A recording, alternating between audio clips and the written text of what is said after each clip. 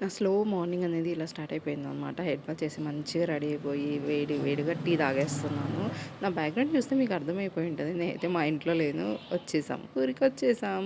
ఓ చిన్న పడింది. ఊరికొచ్చాము. ఇంకా ఇక్కడే స్ట్రక్ అయిపోయాం. ఎందుకు స్ట్రక్ అయిపోయామో తెలియాలంటే నా అప్‌కమింగ్ వీడియోస్ చూస్తూనే ఉండాలి. అప్పుడే మీకు తెలుస్తుంది. ఎంతమంది వీడియోస్ చూస్తున్నారో తెలుసా? అస్సలు సబ్స్క్రైబ్ చేయట్లేదు. ఎందుకండి అలా?